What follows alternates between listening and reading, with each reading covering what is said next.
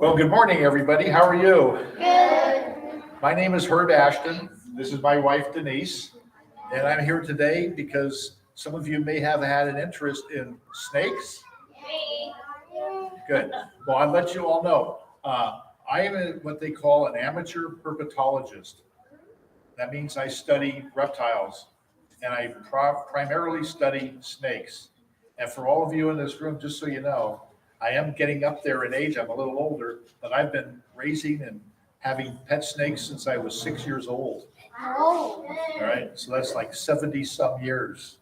So just to let you know, I really enjoy these animals. They have a lot of superstitions and a lot of myths about them. And what I like to do with them is let them be their own representatives to show you that some of these things aren't true. All right. So when we start bringing out some of these snakes, what I'll do is we'll hold them, I'll talk to you about them, and then at the end, some of you can come up, and if you want to touch them, you can come up and touch them. And if you want to try to hold one, we have one of the bigger ones that this last group got to hold. About 5 or 6 kids got to hold it together, okay? So let me start. Yes? Do snakes bite? Okay, I'm glad you asked that. That's one of the first things that happen. Do snakes bite? Yes. Oh, okay. Let me ask you, how many of you have dogs? Have dogs? Oh, do your dogs bite? Yeah. Oh. How many have cats? Oh, do your cats bite? Yes. Anybody have a bird? No, but somebody has a But if guinea you have pig. a pet bird, you think it can bite? Yes. Does your guinea pig bite? No? Huh?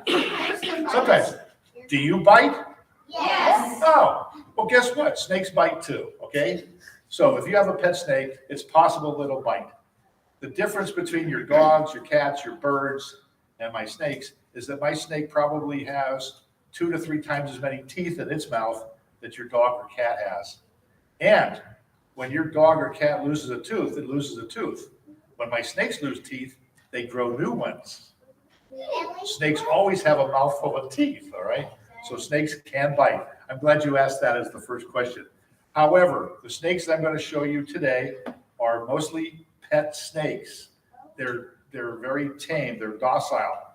They can occasionally bite. If they get scared or they get nervous, they can bite. But for the most part, they won't be biting today, okay? So with that, let me get the first one out so I can start talking to you about some of the other myths and superstitions. I start with this little snake here. This is my female Arizona mountain king snake. She's from Arizona. She lives up in the hills at about 5,000 feet. And she's kind of pretty, isn't she? See, as a snake person, I think she's very beautiful. No, we're not going to let her sit on the ground. However, I want you to see something. You see these colors? She looks like she might be venomous, huh? You all know what venomous means, right? It means it could bite and inject poison into you. Well, she's actually what they call mimicking a venomous snake. We have a coral snake in the United States that is very venomous. She's not, but she tries to pretend to be one. And her color pattern's a little different. So if you see a coral snake, they go with the pattern here, it goes red, yellow, red, black, yellow, red, all right? Every time you see it, the red is touching yellow. On her case, she goes red, black, okay? So there's a little saying, if you see a coral snake, red to yellow, kill a fellow. Red to black, venom black, all right? So right away, we have a harmless snake. And you see, she's got teeth, but so far she hasn't bitten me. All right. Well, maybe a little later we'll get a chance to do that, okay? Now, another thing here, what I want to see. Do you notice that every time she's looking at everything, she keeps sticking her tongue out? Right. Does anybody know what she's doing with her tongue? Yes. She's smelling the air. She's smelling, that's right. Because you have noses to smell, snakes have tongues. And what they do is they pick up little particles in the air, okay? And they bring it back into what's called the olfactory sensory organ, which is their nose. So first thing is, I'm glad you said that. They smell with their nose. They don't sting or smell with their tongue. they don't sting with their tongue, okay? That's one of the myths. People think that when that tongue comes out, they're trying to sting you, but that's not true. Yeah, they're tasting things, exactly, all right? So, first things first, the tongue is not a stinger, it is used for smelling. The second part that's always fun is that people tell other people that snakes sting with their tails. All right? Ow, ooh, ow, ooh. Oh, she's stinging me. No, she's not stinging me. She has a little tip at the end, a little hard scale. And what I tell people is that she's not stinging me, but you know what? A snake has to end somewhere. And it ends in a little pointy tip at the end of it, all right? Not stinging you. So sometimes they try to, they're walking around, they just accidentally touch you and could make you feel like they're trying to sting you, but they're not, all right? Now, the next thing is people say that, oh my gosh, it's slimy. Well, snakes aren't slimy, okay? Snakes are what they call cold-blooded, all right? You're warm-blooded. If you get cold, you put sweaters and jackets on. Right? Today was a cold morning, you're all wearing jackets. If it's a hot day, you all take your jackets off and get nice t-shirts on and walk outside. A snake can't do that. So when it gets to be a warm day, a snake has to go out, sit in the sunlight for a little while, get warmed up, and it can't get too warm, but once it gets warm enough, then it goes back into its den, right? On cold days, the snake stays in the den because it can't come out because it's not warm enough for it to be out, right? Yes? So if you come across a snake in somewhere, how do you know when they're gonna bite? You don't. You don't. You just let you And stop where you're at, let the snake go on the its issue way. is everyone wants to know if they bite. If you pick up a snake in the wild, and believe me, I've done that quite a number of times, I have been bitten many, many times. The thing is, first off, I'm not going to pick up a snake I don't know, and I'm going to be as careful as I can. But what do you think that snake wants to do if I'm trying to pick it up? It wants to get away. It doesn't want you to be picking it up. So it's probably going to turn around and try to defend itself. And so it probably might bite, okay? But in fact, a lot of snakes you pick up, just like this one, they usually just try to get away, just want to get away, all right? So a snake has something else that's very unique. Of course, we see that. Doesn't have any legs, right? So that's what differentiates snakes from all the other animals is that it doesn't have any legs. Huh? And by the way, like in London for Christmas, like one of the characters get eaten by snake. But well, we're hoping when we all get done here, you all have an appreciation for them that you won't have to worry about that. I know. So let me, as I put this one away, keep in mind, snakes don't sting with their tongue. They don't sting with their tail. Okay. They're not slimy, which you'll get to see a little later on.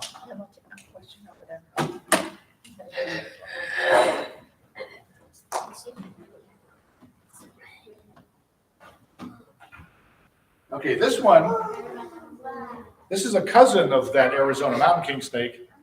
This is what they call a variable king snake or a Texas king snake.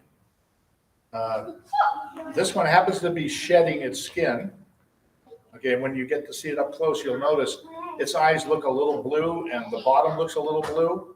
That's because it's getting ready to lose its skin, okay? And when it molts or sheds, what happens is a snake, about twice a year at least, will shed all its skin. And then it becomes nice and pretty and beautiful again. But the interesting thing about a snake shedding his skin is that he does it inside out, like if he were taking a glove off. So if you find a snake skin, it's inside out. And interestingly enough, when it sheds its skin, it also sheds the scale over its eyes. That's the other thing I wanted to tell you about. When you look at these snakes, you'll notice when you have to, blink your eyes, you've got eyelids, right? A snake doesn't have eyelids. It doesn't blink.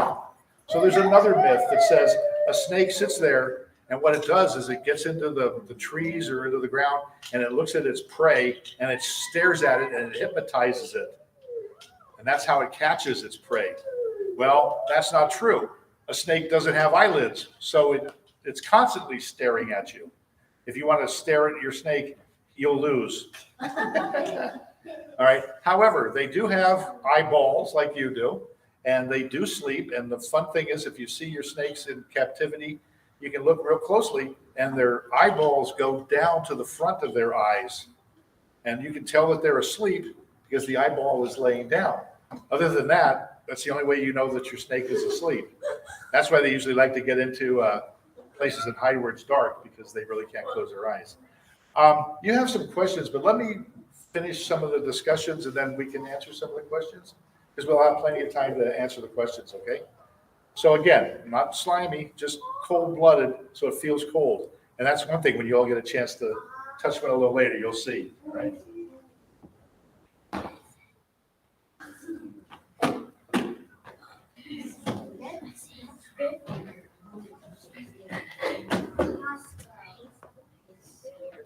So we had a Arizona mountain king snake from Arizona. We do have California king snakes. We got king snakes in a lot of places, all right? Is it venomous? Not venomous. Doesn't look venomous though, huh? It looks pretty. See, all these snakes I bring you today have all these colorations that want to kind of scare you away. Well, I just showed you a king snake from Arizona, a king snake from Texas. This is what's known as a Mandarin rat snake. It comes from Asia. It comes from the Chinese highlands, lives up in the hills. And this little guy sits there and he's always looking, just like the other ones. Guess what? He's got a tongue, he's smelling. He's got eyes that don't have eyelids. He's got a tail that's got a point. He doesn't have any legs. He's cold-blooded. But they live high up in the mountains where all the caves are. This guy has a very unique way of eating things. He sits on the edge of the caves in the evening when the bats start to come out. He eats bats. And he sits there on the edge, and he's so fast, when a bat flies by him, he strikes at him, and he grabs him out of the air. So where he comes from, they can eat bats. But I always like this one because of the color pattern. And it does look like it's venomous, but in fact, it's harmless, just like all the others. What's that?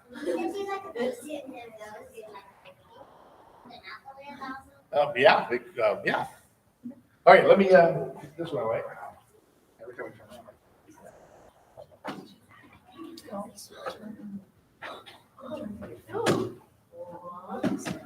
Oh, I forgot one here. Okay, you all remember my Arizona mountain king snake, right? Well, she's one of my young ladies, and this year she had 12 eggs, and the eggs hatched. And this is one of her babies. So this is a little baby Arizona mountain king snake. So this is her first year. She just shed, so that's why she looks nice and pretty. Okay. So you all get to see this one up close. But you can see the color pattern is not always the same, but they're very close. And as she grows up, she'll have the same kind of pattern as her mom and dad, all right? But that one's probably 10 years old now. This one's probably 1 month old, maybe 2 months old. But another thing that people think is when they talk about snakes, they talk about them being venomous. They always tell you that a baby rattlesnake is more dangerous than an adult. That's not true. The rattlesnakes are just as venomous as their adults because they have the same type of venom. The problem is the adult rattlesnake probably already knows that you're not something it wants to eat, so it doesn't want to waste its venom on it. The little baby like this has no clue what you are, doesn't want to have anything happening to it, so it continues to strike and strike and strike and strike. And if they're a little baby rattlesnake, they'll keep injecting venom in you, and you might get more venom than you got if you had an adult. This little guy will sit there, and when you put him in the cage when you first get him, they strike at you because they're just afraid of you. They don't know what's going on. So you're asking about whether they bite? Yeah, they can bite, but I don't think this one is any big threat to any of you if it did bite. It might not be able to get its mouth around any of your fingers. So I think we're all safe, okay?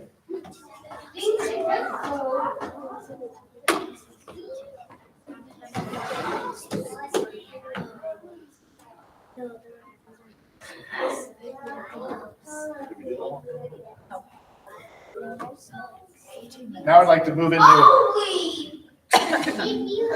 Now I'd like to move it. This is known as a Western Hognose snake. This young lady here is one of my favorites. She always does shows like this. She looks really mean. All right. It definitely looks But- venomous. But she looks venomous, but she's absolutely harmless. What's the name again? What's Huh? what's the name? Western hognose snake. They try to mimic being a venomous snake. She tries to pretend, if you would come up to her and try to pick her up, we were talking about picking her up, she might want to pretend to be a rattlesnake. So what she does is she puts her tail in the weeds and she starts to shake it, and it sounds like a rattle. She also blows up, tries to make herself look bigger. She hisses at you, tell you to get away. But here's something very unique about these. If she rattles her tail and you don't leave, if she blows up and you don't leave, and she hisses at you and strikes at you and you don't leave, she turns over and pretends she's dead. Because most predators don't want to eat dead things. So the predator will walk away. Here's the fun part. If you raise these things, you pick one up and she turns over and pretends that she's dead, right? She's dead. Her tongue hangs out. She's dead. You turn her back up to make her right. She turns back and goes upside down because she's dead. She wants to let you know she's dead. She's not dead. So you go, okay, fine. So you pick her up and hang her for a while. And about maybe a minute or 2 minutes, when she feels that the threat is gone, she gets up and she, slithers away. So that's one of the fun things about Western hognose snakes. So when they're first hatched, you see that a lot with the babies because that's their natural tendency. When you get something like her, all she wants to do is just sit here and be cuddled. She's one of my real representatives here. When I try to tell people that snakes are really nice, she's absolutely, she might hiss at you once in a while. She might blow up, but she's never going to do anything. All she wants to do is just sit here and hang. Okay. What's that yellow one in that container? It's a towel. Okay.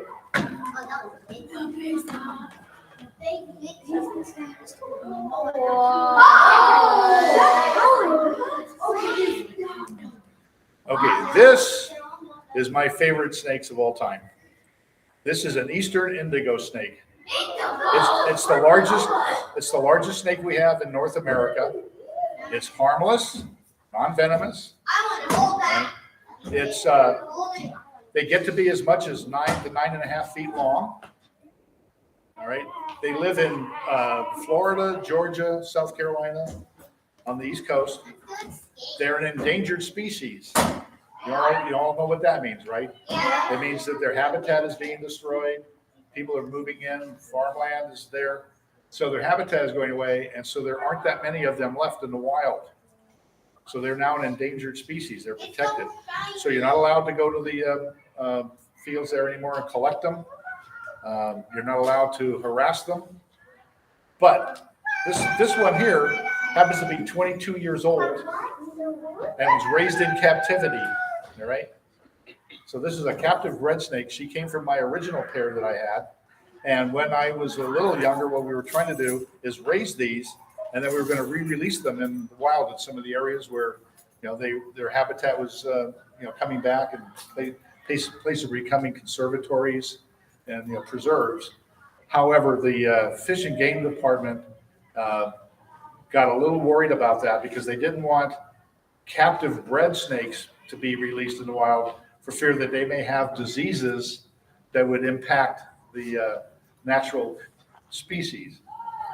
And now the good news is that we've done a lot of studies over the last 20, 30 years, and apparently this year, for the first time, they've had permission to actually release 15 of these back into the wild.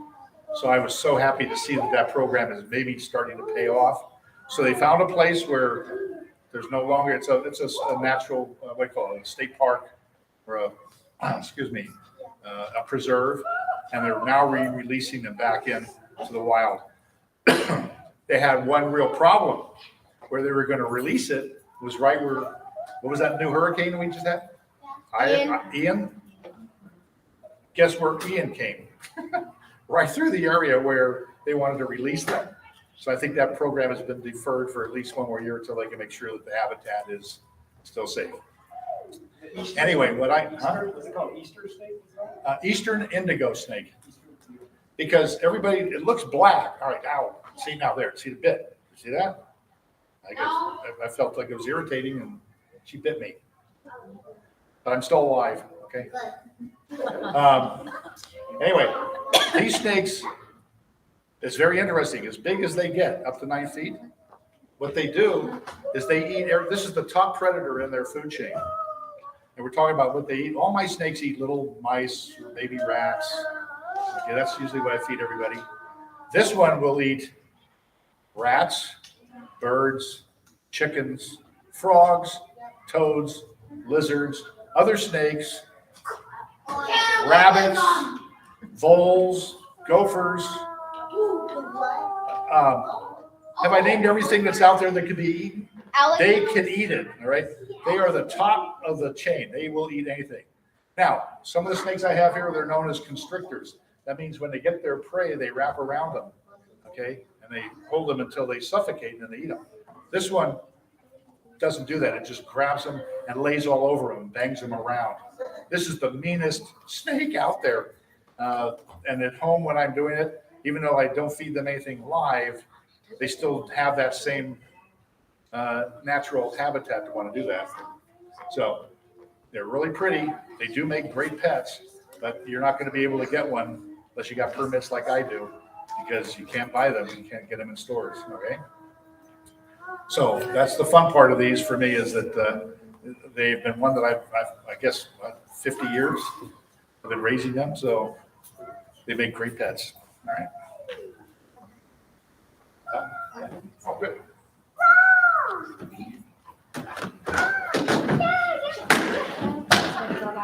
And now,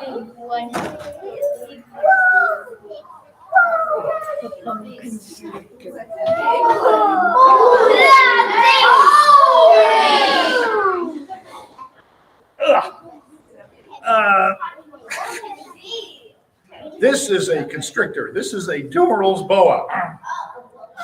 And she'll want to let you know that she's a constrictor.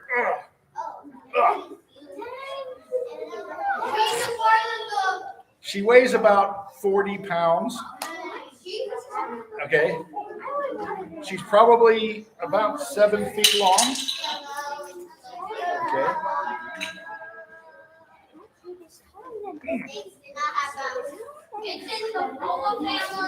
It's in a boa. It's a boa. So we have the boa constrictors here, right? She's a boa. She's from Asia. They live up in trees. And she's pretty hefty, and she wants to hold on, all right? The fun part about boas is that when you feed them, they eat like maybe once a month, but they have such slow metabolism, they don't need a lot to eat. So what you always see on the TV shows, they always show you the boa or the python going after a meal, and then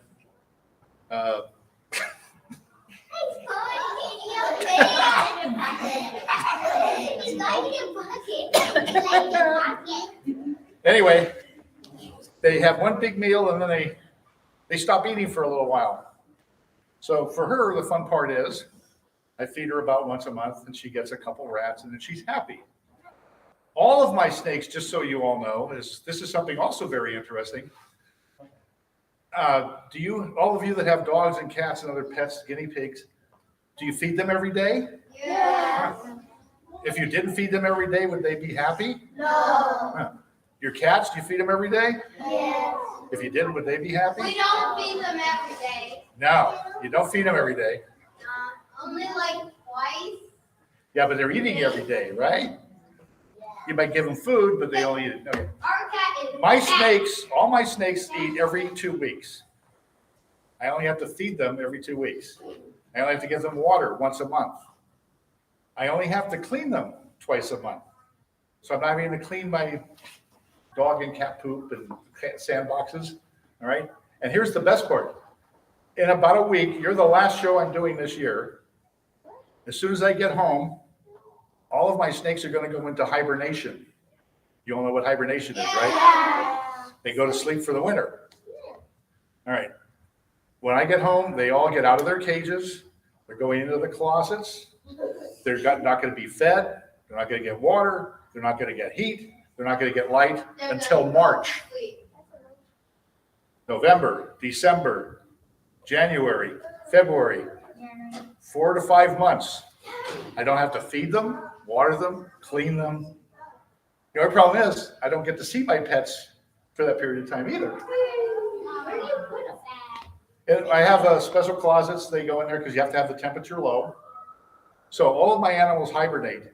So I get a 4-month break from having to take care of them. And somebody asked me how many we have. Right now, counting the babies that just hatched, we have about 110. And that sounds like a lot, but in the past, we've had as many as 450.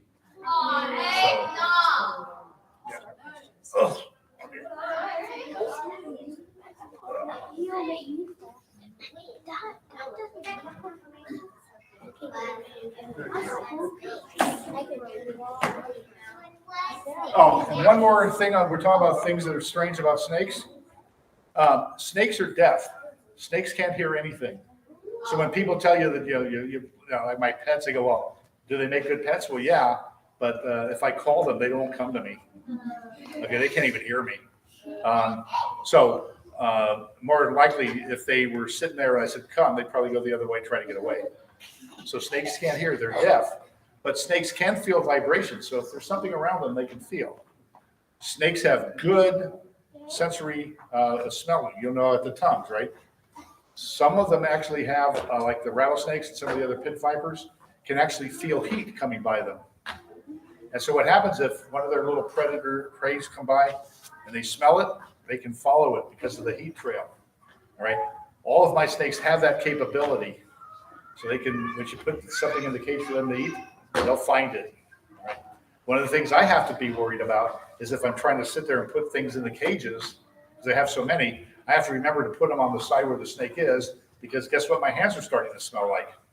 All the food. So I have to be careful that they don't think that I'm part of their food. All right. So now with that, I think that I've given you at least a quick sample of what my snakes look like and find out that they're pretty neat. They're all not as bad as everybody makes them out. They're not snakes on a plane. They're not anaconda. They're not eating you. Okay. They don't jump out of the trees and jump all over you. Okay? They're not Indiana Jones in the Temple of Doom. Okay. I have 100 of them, but they're not running all around. They're all in their own little cages. Okay.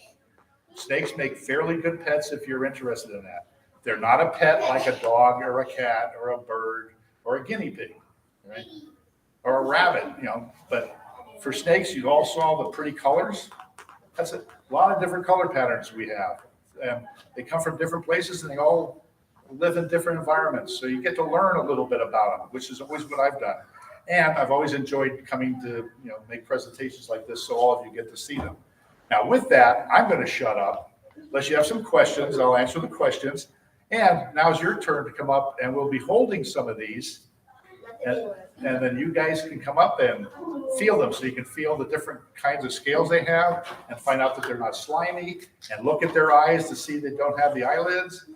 Okay, and check out their tongues looking at you and smelling you. Hit the tip of the tail so you can feel what the little thing looks like, but they're not stinging you. Okay, so does that all sound okay? And I do, and Warren has helped me as a volunteer, so I got a couple people to help me. Yes. One comment on mine. Oh. One question, but where do they get the mice? Where do we get the mice? I have a company in Indiana that sends me frozen mice about twice a year. And I also raise some of my own rats, so I have them close by for the supply. This gentleman over here. Yeah, you had a question? Have you ever come to an anaconda? Have I ever seen an anaconda? I've actually had several anacondas as pets. They don't make very good pets because they are kind of mean and they do smell. All right, because they live in water, they do smell. Yes. Have you ever seen a fer-de-lance? I've seen a fer-de-lance, yes. Young man with the glasses. Yes. What's the most venomous snake you have? Right now, I don't have any venomous snakes. Most venomous snake I've had in the past was a king cobra. Early on, I used to have some very venomous snakes. A king cobra was probably the biggest and most venomous. I had banded crates from India. My college study, when I was studying, I had a herpetology minor in biology, was rattlesnakes. And I had about 15 different species of rattlesnakes. Okay. Up until about 18 years ago, I used to still have some rattlesnakes, but we had grandkids. And my wife decided that it wasn't a good thing to have venomous snakes when I had grandkids around. So I haven't had any of my venomous snakes for quite a while. Yes. How do you know when they're shedding their skin? How do you know when they're shedding their skin? How do you know when they're shedding their skin? Well, you saw that one. The skin kind of turns like a bluish color, okay? And the eyes turn blue. And what happens, they do that for about a week, and then all of a sudden that coloration goes away, and they're kind of back to their normal color, but still kind of dull. And then all of a sudden they just start coming out of their skin. And then you sit there, and all of a sudden you see a nice, pretty, shiny snake in the corner, and a nice big piece of skin sitting there. And they shed their whole body length of skin, so it's pretty neat. Yes. Yeah. Have you ever seen inside of a rattlesnake's rattle? Oh yeah. Oh yeah. That's plenty of times. What's in it? It's your it's just like your fingernails. It's the same stuff as your fingernails. Okay. And what happens? Make it rattle? Yeah. What happens is the little baby rattlesnake has one little thing that's called a button, and a baby rattlesnake can't rattle. It shakes its tail and you don't hear anything. All right. But a rattlesnake baby will shed up to 6 times in 1 year. This is a good myth to know. A rattlesnake sheds its skin maybe 6 times a year as a baby. So what happens is every time it sheds, it gets one more little addition to the button. So what they call it, it's buzzing. After the first 2 or 3, it's still not rattling, but it makes a little weird little noise. After about 4 or 5 of them, now you got a rattle, and it's starting to rattle. All right. The myth is that you can tell how old a rattlesnake is by the number of rattles on it. That's the myth. I just told you that the baby rattlesnakes can shed 6 times in a year. That baby rattlesnake is still less than a year old, but it's got 6 rattles on it. In captivity, they don't rub them against anything and break them off. So you get sometimes rattles with 25, 26, 30 rattles on them, okay? But in the wild, they run into, rocks and trees and big logs, and they get them all knocked off. Yes? Have you ever been bitten by a venomous snake? Never. I'm too chicken. When I take care of my venomous snakes, it's very slow and very methodical. I'm not like you see them on TV when they go and catch them. You have a question for the gentleman in the back of the room? Huh? Oh. He has a question. Yeah. Why do they shed? Why do they shed their skin? They shed because they grow. That's as they expand, they grow out of their skin. And so as the little baby rattlesnakes are growing, they get from, like that little guy in there, a little bigger, they shed their skin every time they need to grow. When they get to be adults, they probably only shed twice. Once when they come out of hibernation, and once just before they go into hibernation. But a snake never stops growing. The growth slows down, but it continues to grow all its life. So it'll shed at least twice a year. Let's see. You?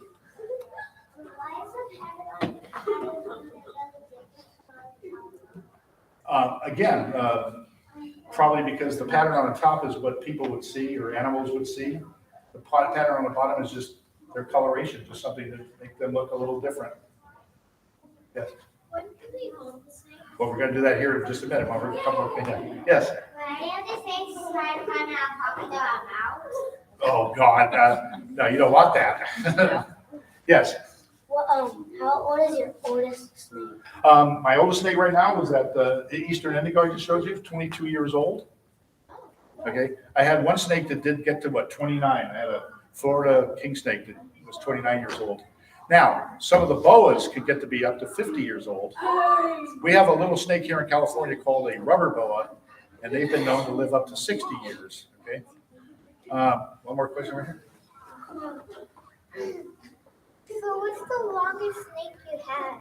Okay, the longest snake I have is the one here right now. Right. However, in the past, I've had what they call a reticulated python. Some of you may have seen those in movies and documentaries. They've been known to get as much as 33 feet long. Mine was about 16 feet long, so about twice as big as the one here. Weighed about 180 pounds. Was pretty big. When I fed it, it ate a lot. Back then, I used to get chickens. It could eat a dozen chickens in one sitting. It could eat, back then, they also had those rabbit farms, and I would get some of the weird rabbits that they didn't want. And it could eat 6 rabbits at a time. And the joke always was, how come there's no cats in my neighborhood? Because people said that my snake was eating all their cats. Not true. I've never fed my snakes cats or dogs, okay? Okay, that's, if we're keeping time on all this, I want you all to get a chance to see some of the snakes. So I get a couple of the volunteers that had helped me, we'll have a few out. So all of you now get a chance to come up and.